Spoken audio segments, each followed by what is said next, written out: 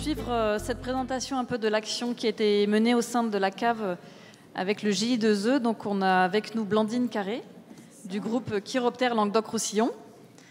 Donc Blandine Carré, vous êtes chargée de mission au sein du groupe Chiroptère Languedoc-Roussillon. Cette association travaille pour l'étude et la protection des chauves-souris et de leurs habitats. Donc, dans le cadre du GI2E de la cave Héraclès, vous êtes intervenu auprès des vignerons pour sensibiliser et former au mode de protection de ces animaux.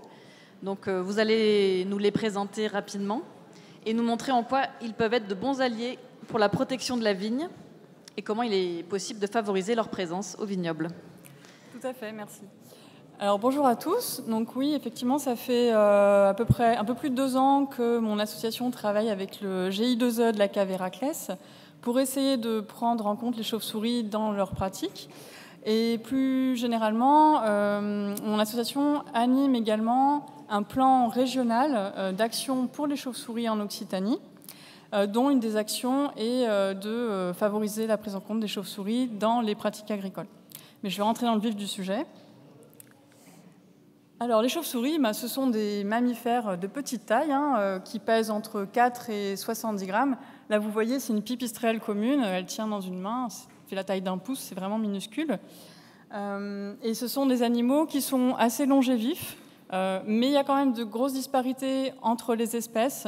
Les pipistrelles, elles ont plutôt une espérance de vie moyenne de l'ordre de 2-3 ans, alors que certaines espèces peuvent vivre jusqu'à 40 ans. Et l'âge maximum observé chez une pipistrelle commune, c'était 16 ans. Donc vous voyez, il y a des grosses disparités. À partir du printemps, en fait, les femelles chauves-souris se regroupent en nurserie et vont élever un unique petit. Donc voilà, elles se reproduisent assez lentement. Chez certaines espèces, il y a très rarement 2 petits par an. Alors, en Occitanie, on a 32 espèces et 34 en France. Les chauves-souris, elles consomment une très grande diversité d'insectes, on a pu le voir. Donc ça va des papillons aux diptères, les coléoptères, voilà, une très très grande diversité d'insectes. Et elles sont quand même relativement spécialisées. Certaines sont plutôt opportunistes, donc s'il y a vraiment des pics d'émergence d'insectes, elles vont profiter de cette ressource et même, il a été démontré qu'elles se passaient le mot. Donc en fait, elles vont avoir une très bonne connaissance de leur territoire et savoir où aller exploiter la ressource. Et parmi ces insectes, ce qui nous intéresse particulièrement, c'est qu'elles consomment des insectes ravageurs de culture, notamment pas mal de lépidoptères, des pyrales, des tordeuses, la processionnaire du pin. Alors, je suis désolée, je vois que la mise en page a complètement sauté. Mais... elles consomment aussi des mouches, donc par exemple la mouche de l'olive. Et les espèces de chauves-souris qui consomment particulièrement les ravageurs de culture, ce sont pas mal des espèces de pipistrelles. Il y a 3 espèces, la pipistrelle commune, la pipistrelle de Kuhl et la pipistrelle pygmée. Des oreillards et aussi la sérotine commune. Et ce qui est très intéressant, c'est que l'année dernière, des résultats sont tombés. Donc on sait maintenant que les chauves-souris consomment les tordeuses de la grappe. Donc c'est le programme Vitiquiro mené dans le vignoble bordelais qui a montré ces résultats. Et donc ce qui est montré pour l'instant, alors il y a des parutions en cours. Là, pour l'instant, il y a eu des communications faites orellement et un article dans Phytoma. Mais du coup, ces premiers résultats montrent que des traces d'ADN d'Eudémis et de Cochleis ont été retrouvées dans le guano de chauves-souris et que les chauves-souris augmentent significativement leur activité de chasse lors des pics d'émergence de ces ravageurs de la grappe.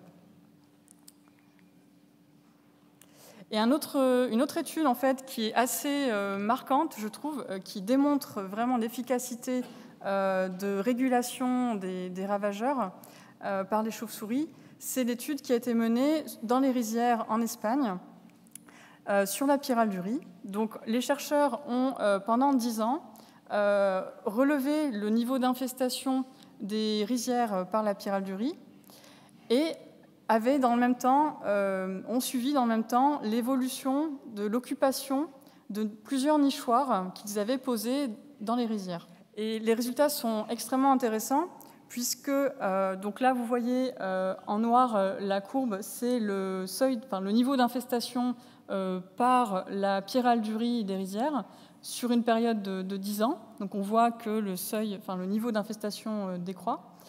Et dans le même temps, les histogrammes, enfin les barres, représentent en fait le nombre d'individus de chauves-souris dans les nichoirs. Donc vous voyez que la population a augmenté. Et jusqu'à atteindre, en 2008, une population d'à peu près 12 individus de chauves-souris par hectare, et ce qui a permis de passer en deçà d'un seuil d'infestation qui a permis donc aux riziculteurs de très fortement limiter l'utilisation des pesticides, voire l'arrêter dans certains secteurs. Donc ça, c'est vraiment assez marquant, je trouve. Et ils ont même essayé d'évaluer le service rendu par les chauves-souris, et ils estiment qu'il est de 25 € par hectare. Voilà, maintenant que je vous ai démontré que les chauves-souris, c'était des animaux vraiment très intéressants, vous allez me demander comment faire pour les favoriser dans mes vignes.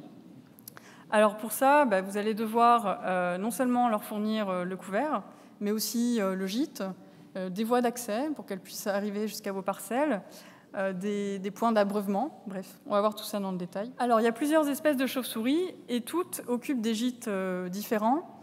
Il y a plusieurs espèces qui occupent des bâtiments. Elles peuvent aussi être dans les arbres, dans des ponts, dans des grottes. Et alors, pour les espèces qui consomment les ravageurs de culture, souvent, c'est des espèces qui sont quand même dans le bâti et aussi un peu dans les arbres. Enfin, pas mal dans les arbres, en fait, même. Et dans les bâtiments, elles peuvent se mettre dans différents endroits. Ça peut être sous la toiture, dans des fentes de poutres, des disjointements de maçonnerie, dans les vieux murets. Ça peut être derrière les volets aussi, tout simplement. Donc là, il y a des espèces qui sont, on dit fissuricoles, et d'autres qui ont besoin de plus de volume, donc qui vont plutôt occuper des pièces, des caves, des combles ou des appentis. Et il y a d'autres espèces qui vont se mettre dans les cavités arboricoles ou sous des décollements d'écorce. Donc voilà, ça c'est vraiment important de favoriser ces espèces-là. Et du coup, c'est très important d'identifier en fait ces gîtes pour pouvoir les protéger, parce que les chauves-souris sont extrêmement fidèles à leur gîte. Elles vont chaque année revenir au même endroit si cet endroit satisfait à tous leurs besoins. Et les chauves-souris, vous n'êtes pas sans savoir que c'est des animaux qui sont protégés, et ils le sont parce que ces dernières décennies, ils ont souffert de pas mal de pression, notamment la restauration du bâti a diminué en fait le nombre de gîtes disponibles. Donc, il est nécessaire de retrouver une dynamique, de réaménager de nouveaux sites. Donc, par exemple, vous pouvez très simplement faire des ouvertures dans une porte ou un volet pour leur laisser l'accès à des combles ou à une cave. Aménager une sorte de caisson pour faire un faux plafond dans des grands bâtiments où vous avez la place. Vous pouvez aussi installer des nichoirs, ça c'est ce qui se fait pas mal en ce moment. C'est très bien, à ceci près que pour les nichoirs, il faut bien avoir en tête que c'est pas très pérenne dans le temps et que du coup, ça peut mettre aussi pas mal de temps à être colonisé. Et que selon comment vous l'aurez placé, ce sera plus ou moins favorable. Donc il faut en mettre pas mal pour que ça puisse marcher. Il ne suffit pas de mettre juste un nichoir quelque part, c'est bien d'en mettre plusieurs. Pour les espèces qui sont dans les arbres, il est nécessaire de conserver des vieux arbres avec des cavités, comme je vous expliquais. C'est intéressant de conserver les vieux arbres morts sur pied. On a tendance à les abattre, mais c'est bien de les laisser. Et pour voir plus loin dans l'avenir, pas hésiter à planter des arbres. Les chauves-souris, elles ont besoin de boire, ce sont des mammifères comme nous. Et du coup, vous pouvez être très proactif en faisant des mares, des étangs, surtout en contexte méditerranéen où on manque un petit peu de points d'eau. Donc ça a vraiment son importance.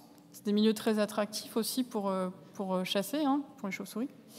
Et forcément, adopter des pratiques qui permettent de conserver la qualité des eaux. Et les chauves-souris, pour se déplacer, en fait, suivent les éléments structurants du paysage. Elles vont beaucoup suivre les linéaires de haies.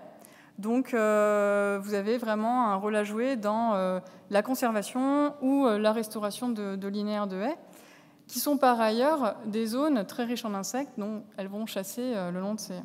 Et vraiment, un point fondamental, c'est la qualité des milieux dans lesquels elles chassent.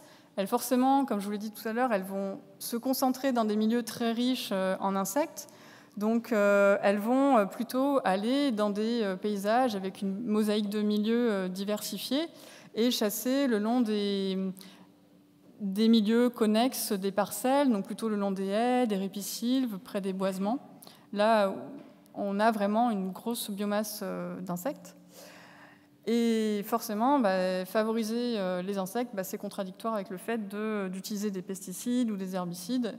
Donc voilà, il faut vraiment éviter ça. Et limiter autant que possible les intrants chimiques. Et ce qui est vraiment intéressant à souligner, pour continuer sur l'enherbement, c'est que les premiers résultats du programme Vitikiro, toujours dans le vignoble bordelais, montrent que les vignes enherbées, dans les vignes enherbées, les chauves-souris chassent 2 fois plus que dans des vignes qui ne le sont pas du tout. Donc voilà, ça va encore dans le sens de l'enherbement, c'est une pratique vraiment intéressante. En fait, il faut se mettre plutôt dans une posture, dans une approche fonctionnelle assez globale. C'est ça qui est le plus fondamental. Mettons-nous à la place d'une colonie de pipistrelles. Alors les pipistrelles, ce sont des espèces qui ont un petit domaine vital. Elles vont aller chasser à 1 ou 2 km en moyenne de leur gîte. Donc, en fait, pour une colonie, il faut que dans ce rayon-là, elles aient accès, il faut qu'elles puissent subvenir à tous leurs besoins dans ce rayon-là. Et du coup, elles vont avoir tendance à aller dans des milieux où on a des paysages très diversifiés, avec des haies, des boisements, des espaces enherbés, plutôt des vignes enherbées. Des milieux où elles vont pouvoir trouver de quoi se reposer en journée, donc des gîtes dans des bâtiments, dans des arbres. Et il en faut plusieurs, parce qu'elles ont vraiment un réseau de gîtes qu'elles vont exploiter à des saisons différentes. Et comme je le disais, des endroits où elles peuvent aller s'abreuver et chasser, parce que les points d'eau, les étangs, les mares, les rivières, c'est vraiment des milieux très très attractifs et très riches en insectes. Pour schématiser, finalement, ce qui compte, c'est de casser en fait un peu cette homogénéité des paysages et introduire de la diversité, pour faire très schématique. Et en faisant ça, en fait, on favorise la biodiversité dans les vignes et on favorise du coup tous les auxiliaires, puisque forcément, il n'y a pas que les chauves-souris qui consomment les ravageurs. Et c'est intéressant de favoriser les oiseaux, tous les insectes, les arthropodes qui consomment eux aussi des ravageurs de culture. Et je vous conseille très fortement la lecture d'un guide technique qui est édité par la LPO de la Loire, qui permet d'aller un petit peu plus loin sur les pratiques pour favoriser la biodiversité dans les vignes. Et pour finir, je vous invite à réveiller le Batman qui est en vous, sauver les chauves-souris, parce qu'elles ont besoin de vous, mais vous aussi, vous avez besoin d'elles. Merci Blandine.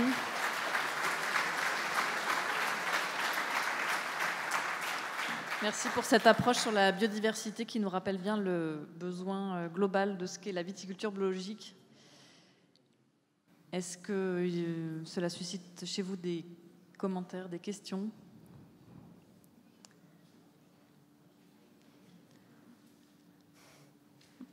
Voilà, l'après-midi n'est pas fini encore, il faut que vous vous teniez bon. Est-ce qu'on sait peut-être... il y a des études en cours là, justement, pour savoir si les chauves-souris vont pouvoir participer activement à la régulation des vers de la grappe. On sait à peu près les délais, quand est-ce qu'on aura des résultats ? Alors, comme je disais, le seul programme à ma connaissance en cours, c'est le programme Vitikiro près de Bordeaux, donc, qui est piloté par la LPO Aquitaine et avec l'INRA et Liomis. Ils ont commencé en 2017, donc les premiers résultats sont tombés l'année dernière. Ils sont encore en train de travailler sur cette question-là, essayer de répondre quel est le niveau de régulation, parce qu'au niveau quantitatif, on en sait encore assez peu. On a des premiers résultats qualitatifs, mais c'est vrai que sur le quantitatif, on n'a pas encore beaucoup de réponses sur les tordeuses de la grappe, pas sur d'autres. Donc c'est en cours. Voilà, affaire à suivre. Ah si, une question. devant, Marc.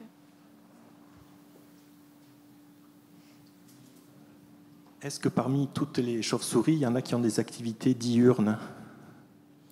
Alors en Europe, non. Après, par contre, ce qui peut arriver, c'est d'observer des chauves-souris voler en pleine journée quand même, mais c'est des comportements anecdotiques et souvent des individus qui sont en fait pas en bonne santé, quoi. Donc ça peut arriver d'observer des chauves-souris en pleine journée, mais c'est très atypique. Donc on ne peut rien attendre vis-à-vis de la cicadelle de la flavescence? J'ai bien peur que non, mais il y a plein d'autres animaux, plein d'oiseaux, des insectes qui les mangent. Combien vous préconisez de nichoirs à installer sur un hectare, par exemple en plaine, où il n'y a pas forcément de haies?